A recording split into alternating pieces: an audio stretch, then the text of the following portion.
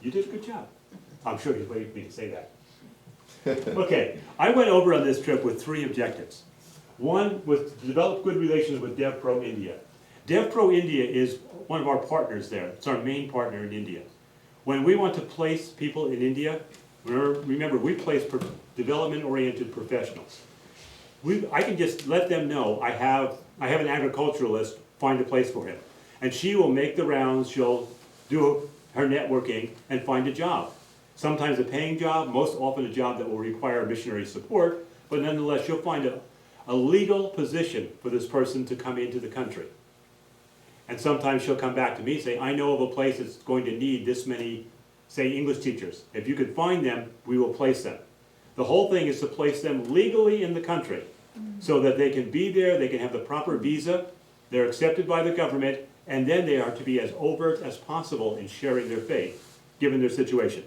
I can't tell them what to say, when to say it. They have to see the situation and know now's the right time. They can do anything except be quiet about it. Because being quiet about our faith never gets our faith shared. Unfortunately, that's been big in our churches and missions in the last 20 years, something called friendship evangelism. If that really worked, this church would be bursting at the seams. Just being a friend does not bring people to Christ. It does give you the bridge to walk over and tell them about Christ, but unless we walk over that bridge, we haven't done it. So anyway, DevPro India, we've had some problems in the past, mainly because of some misunderstandings with my predecessor. So I wanted to go over, spend some time with my direct correlation over there, and apologize for some things that we had done as an organization, but also make sure that we were on the same page, and yes we are. She told me some things that I had tried to tell her a couple of years ago and she didn't like. Well, now she's coming as if they're her suggestions. Fine, as long as they're the right ones. I don't care who gets credit. I'll give her all the credit as long as we can be sharing the gospel out there. So that worked quite nicely. Second one was to help develop the Crossroads Project vision. Crossroads Project is founded by friends of mine that you'll meet in pictures in a moment. It's designed to prevent human trafficking by educating local leaders and church leaders why people are prone to being trafficked, why do they want to leave the area, and how are they trafficked? What can you do to stop this whole thing? And right now that is coming along very, very nicely. They're at work in 35 different villages in the Kalimpong area up in the northern part of India. And if we can get more workers, they'll be able to expand it. They've already written a curriculum specifically designed for the area up there. I've seen them do it. I've seen them actually make a presentation. I have a copy of a movie that they've made, which has been very powerful in Indian villages. For me, I look at it and say, hey, that's kind of tacky. It's not really done well. But I also watched Indian teenagers watching the movie and saw the emotional impact it had on them and realized, okay, it meets the needs. That's the important thing. So I wanted to see what they were doing, help develop them, and I'll get back to that. And then this organization called Seven Sisters International. Now here I interact with my wife. Kathy at Send International is the administrative assistant for international development within Send. Anybody who's interested, anybody outside of the US who responds to the website for Send gets shunted over to her. She gets all these emails. Most of them, hi, I'm a Nigerian Pentecostal, I want you to give me money. That type of thing. She has a nice boilerplate now that says, we're sorry, we don't do that sort of thing. But she gets from this organization saying, we need somebody to help us by recruiting workers. Well, they couldn't do it. But she has permission from her boss that if they can't do something and she thinks it fits with what I do, pass it along. She did. I got in touch with these guys. Turns out I was the only one who responded to maybe 100 emails they sent out to other organizations. And having seen them, one of the things I hope to have complete by the end of this month is a working agreement, a memorandum of understanding with them, so that we will indeed be working with them as soon as I get my board to approve that, which will be the 2nd of December. So we're all in line with that, and you'll meet the people who are doing that and learn a little bit more about what they're doing. So I was excited. I had a limited amount of time, and actually I accomplished everything I wanted to accomplish. Didn't have a lot of time for other things, but I also didn't have a lot of time to get bored, to get sick, to get into trouble, to spend a lot of money. In fact, when I came back, coming back through customs in Detroit, and you fill out these wonderful forms, how much stuff are you bringing in? Well, I just put down assorted gifts under $50 value. And one of the agents looks at it and says, under $50? How long were you away? You know, you're not buying these things? I said, I didn't buy any of that, it was given to me. Well, he looked at me funny, but he stamped it and let me through. The guy, as I'm actually going out the door, the one who does the customs inspection, looks at this and says, oh, you've been through this before, haven't you? Goodbye, have a nice day. It was interesting. Turns out I did buy something, a gift for somebody in my church, but that's okay, it's out of my hands too. All right, here's my coworker, or my equivalent over in India. Her name is Tete Lanai. Her real first name is something like 7 syllables long, and I've never been able to pronounce it even after she's tried to help me. She is from the Northeast. She's from that Christian area there. She's responsible for DevPro, which is almost a clone or a carbon copy of DevCore or Mandate. She's a fervent Christian. When she's not doing this, she's doing something else. She's always doing something. She is more type A than I am, and I can be really type A when I want to be. And so it's interesting working with her. It's kind of fun at various times. She's also a very loving individual, and will give you everything she has if you're in need of anything. When she's not doing this, she spends her summers doing evangelistic tours with church groups. She's very active in her own church and active in this.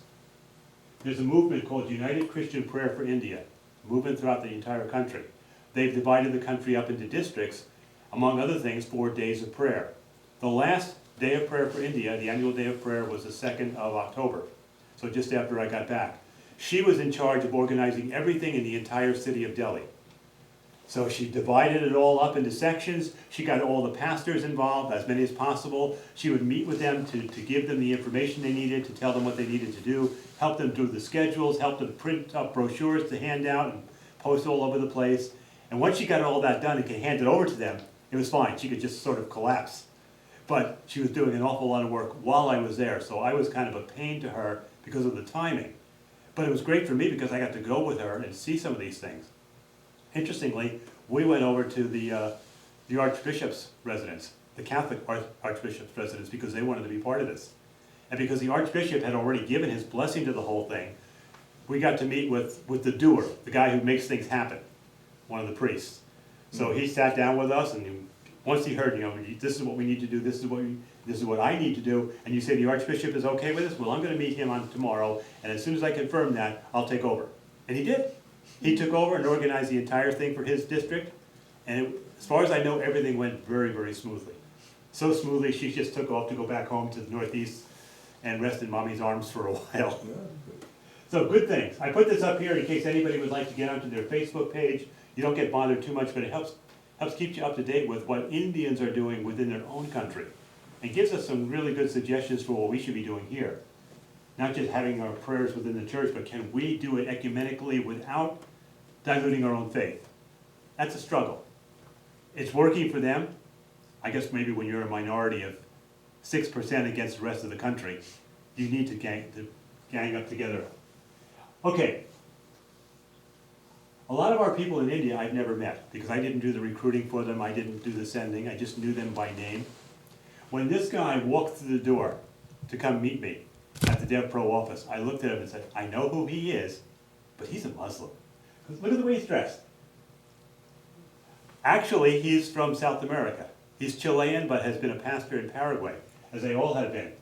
When this couple went to India, they weren't quite sure what they were going to do, but she is now teaching in the international school, teaching Spanish in the international school in India. I wonder, who wants to learn Spanish in India? But they do. Yeah. So she's teaching there, which frees him up to be working with Muslims. When they got there, they didn't even know enough English to get along to interact with their colleagues. Since then, she's taught herself English. He's taught himself English, Hindi, and Urdu. 3 languages in which he is fluent in 3 years. Wow. All self-taught. Because he has such a desire to reach the Muslims that he is not going to be satisfied until he can communicate. His name is Pepe Morales. Pepe brought me to the Muslim area of Delhi and brought me into one of the mosques. And as we're going in, he's telling me everything I need to do and the things I don't need to do or need not to do. And all of a sudden he says, you might need this too. Reaches under his thing there, pulls out 2 Muslim skull caps. One for him, one for me. Put this on and you won't be bothered in there. We walk into the mosque. I had never before been in a mosque. So walking through there, we signed our name in the book as coming into the mosque. We gave the proper offering. recommended that you give. We know what that means. You better give something. We do that in our churches too. Recommended offering for this concert and such and such. But we had a great time. 100-degree heat we're wandering around in, but just being with Pepe, hearing his view, hearing him talk about the people he's already talked to, having him take me into his favorite cafe, which is all populated and run by Muslims. And we sit down there, and I get a chance to see how he works, because we're sitting there drinking tea, and somebody sits on a booth in back of him, he turns around, starts talking to the guy in Urdu, the Muslim language, and invites him, would you like to come over here and talk with us? Well, the guy couldn't because he was meeting other people, but all of a sudden I realized, this is how Pepe makes his contact. He is fearless. And because he looks like he does, nobody knows where he's from, nobody knows he's a Christian, until he's ready to tell them that he's a Christian, which is the ultimate goal. So, fantastic. Knowing people like that are working there on our behalf, fantastic. I had dinner with them. I had a great time there. Their kids, the boy there is going into his senior year in the international school, so they were asking me about college advice. He would like really to go to Switzerland or Germany for college. I recommended a school I know in the States because he might be interested in studying sociology, and I know a sociology professor in Illinois. So I promised I would check with my friend and find out what scholarship opportunities are there. By the way, these guys are Mennonites. Their background is European. In Paraguay, evidently, there are no Native Americans. Never have been. It's totally populated by people who came over from Europe. And they all know what their background is. They all speak Spanish. They're all Paraguayan now, but they all know, my family came from Switzerland, my family came from Germany. They are Mennonites, sent out by the Mennonite Church. Pretty neat. The daughter, she's studying judo. So I asked her brother, can she beat you up? Yeah.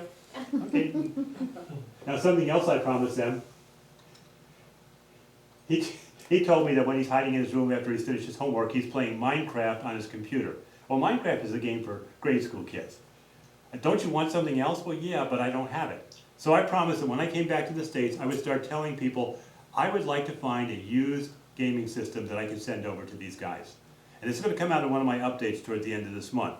But just to let you know, if you happen to have one of these, you want to get it out from your house, I'm willing to take one of those things and ship it over to him. He knows I made no promises except to try. But I would really love to be able to actually do that for him. Make his last year there in India a little bit more palatable for him. But they are a great family. I do tend to love the families that work with us, and I think that it was returned there. I had never met these two ladies either, and unfortunately I only got to spend about an hour with them. Word was put out that I would be back in Delhi before I left the country for just a couple hours meeting with the board of DevPro. And if anybody wanted to come in from where they were for a reception for me, they could do it. These two ladies did. One traveled from Calcutta, the other side of the country, to come over. Sabrina over there in the red traveled just a couple hours no, she actually flew in. This one traveled by train from Calcutta to see me because they had never met me either. I wish I had known more about them and I would have scheduled more time for them. Sabrina actually did her undergraduate college in India, all 4 years in India. I don't know why. I'd love to ask her and just tell me everything about it. What made you come here? But when she got finished and said, this is where my heart is. I want to stay here. I want to do something, but I can't do it as a missionary, and I can't do it without a job or without being in school. And somebody directed her to us. And even though she is sent out originally by a mission, small mission coming out of Canada, they are sending her through us because we could get her back into India, where she is working in an orphanage, and the orphanage is trying to make a division working with abused women. So that's her job. And boy, as far as I can see, she's there for a lifetime. As a father, I look at this very beautiful young woman and I say, you're basically giving your life away. And she would say, yeah, exactly. I have to admire things like that. The other one, she's been there for a while. She was there with another mission and realized that she was there illegally. And if the government ever caught on to that, because she was there doing missionary work on a tourist visa, highly illegal. If you ever hear of anybody who says I'm a missionary in India, they're probably there on a tourist visa and they just stayed. We don't like people doing it in our country and then that seems to be the typical thing to do in India. No, you don't have to do that. She was directed to us too, so she came right in to our organization. And she is working with abused women, not only directly, but she's also being invited to speak to other groups within India, Christian and non-Christian, to tell them what they can do. India has a horrendous record for women. I think it was 2 years ago, well, within the last 2 years ago, there was a big international thing. A woman was gang raped on a bus in India, in Delhi, I think. The bus driver even took part. Yeah. And because of that, they passed some new laws of protecting women, theoretically. But in the debate about that whole thing, somebody said, well, we don't have to pass a law about that. Why don't we just say women can't go out of the house after 10 o'clock? That'll solve the problem. Or only women can be bus drivers, and that'll solve the problem. You're missing the whole point. You cannot do crimes against a person no matter what their gender. They even, in India, the train system has separate cars for women. Because if they go on the mixed cars, they're going to be abused. Yeah. So the way to solve it is just keep the women away from the men. No, you cannot do that. Yeah. That's what we tried to do as fundamentalists a century ago. Separate the men from women and you'll never have problems. But no, you don't have problems. You cause greater problems. I really can't understand India. They have female politicians, they've had a female prime minister, and yet women are treated like dogs in most places. So here are two women who are trying to help that situation. Things that I can't possibly do, but I can support them in what they're doing. So next time I go, I will spend more time with them. I'll find a guy to go with me and we'll tag after these ladies to see what it is they do, so I can come back and tell even more stories about them. There's some more driving in India. Here we are on the mountain road coming out of Kalimpong after a full day and a half of rain, tail end of the rainy season. That is a two-lane, or was a two-lane paved road when we came up 3 days before this. Now you saw they were making traffic go only one lane at a time, and look what, look at the left side there. You might be able to see the drop-off coming up, but then look over to the right side when I pan the camera over there. And but the bumpiness is coming because I'm braced on the Jeep itself. Oh. Look, that all came down the night before. So this is what some of these people have to go through. And for Kalimpong, the nearest airport is 3 hours away. So anytime they want to get out of the area, they have to come up or down this mountain. Very interesting. This is the reason I went up the mountain. These are my friends Beam and Kylie and Joshua Bahadur. I met Kylie when I was there 4 years ago. She was a single woman, just finishing up language study from the United Kingdom, from Northern Ireland, sent out by the Church Mission Society. Now before I met her, the Church Mission Society was something I saw in church history books. And it didn't have a great reputation as far as I was concerned. Well, here I find out they're still going after hundreds of years with a fantastic reputation. They're doing the job of missions. Praise God. And I'm a sucker for an Irish accent anyway. So shortly after I left, she married Beam. And I wanted to know more about him because I liked the vision I heard this guy have. So I set up a Skype. We could talk over the computer. As soon as we started talking, I realized I like this guy. We are friends. I could hear his vision. His is a vision for human trafficking prevention. Train the people so they know what to look for. Why do people leave the village? Well, he's found out. If they stay, what do they have? They won't have jobs. Or maybe the best job they could find is in a tea plantation, which basically means 12 hours a day bent like this, pulling tea leaves. That's not a great job. And we had a whole race revolt in the South because of that cotton basically the same sort of thing. So there's no education. There's really no future for them if they hang around. If they're women, it's even worse because there's nothing. Well, that's why people leave. There's nothing to keep them there. We have the same problem here. People from the farming areas, rural areas, moving to the cities because there's nothing for them there. Well, make something for them.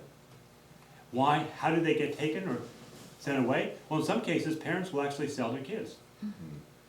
If I'm a farmer and I have 10 daughters, these girls aren't going to do me any good when they grow up.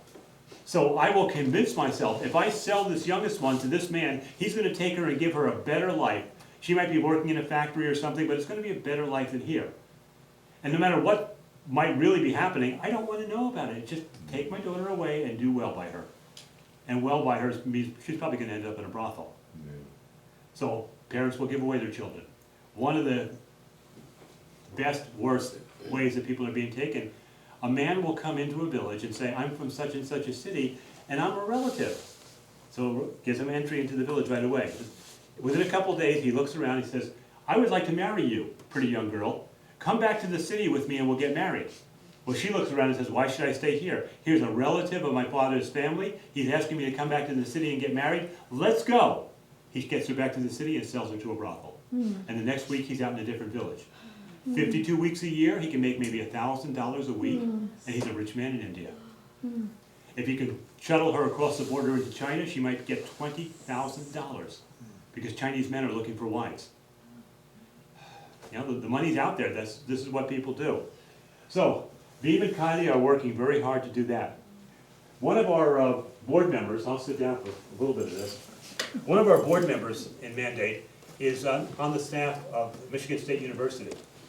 He is has a doctorate in agriculture. That's what he really loves.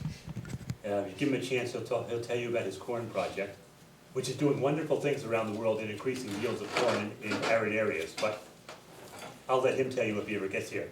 But he's also in charge of most of the foundation monies that come through Michigan State. And he's been after me for 4 years now. Come up with a project that I can publicize to our foundation givers.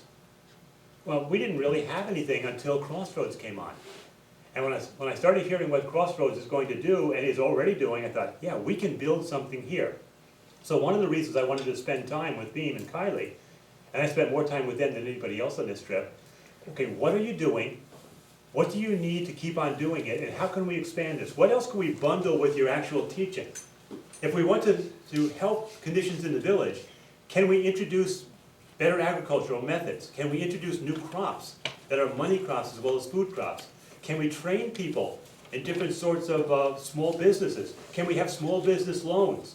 And we were just having a blue sky session, writing things down of all the things that we could build into such a project and present a multi-$100,000 project, which my friend Dr. Al Smucker will take and he'll run through the Michigan State program and try to bundle it with some others and present it to something like the Bill Gates Foundation. Place